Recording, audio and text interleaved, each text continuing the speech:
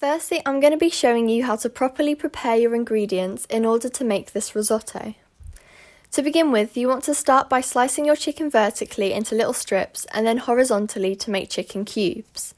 You want to continue to repeat this process with your bacon by cutting them into long vertical strips and then halving into squares. For the onion, you want to begin by chopping off both ends, peeling off the outer layer and then cutting in half. You then want to dice it.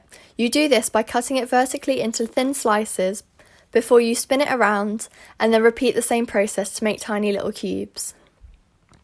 Finally, I went on to slicing my mushrooms. I began by cutting them in half and then slicing off each end.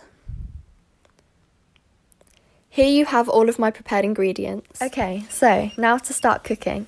I started off by frying my chicken in a frying pan on a medium to high heat. For my hob, it was a level 7. So while my chicken was cooking, I then sprayed a little bit of oil into a saucepan before adding the bacon onto a medium to high heat also.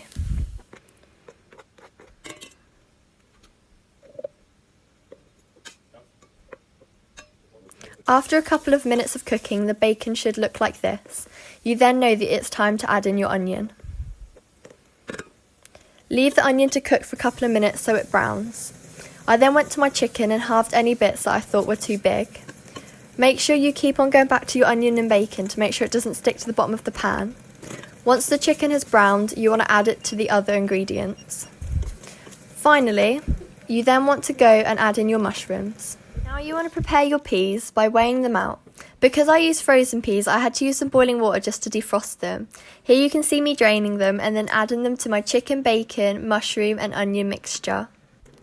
Next I went on to weigh out my risotto rice.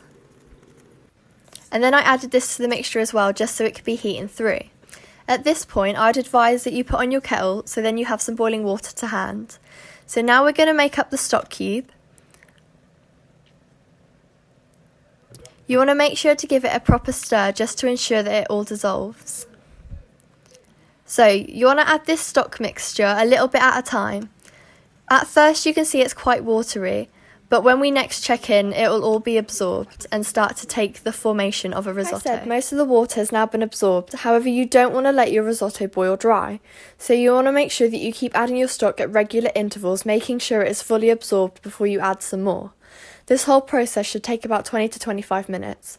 As you can see, I've added all of my stock and now the risotto has started to take a thick, heavy consistency. I then decided to add some black pepper and then Parmesan cheese, of which I'd already weighed out. You then want to give it one final mix just to make sure that it's heated thoroughly.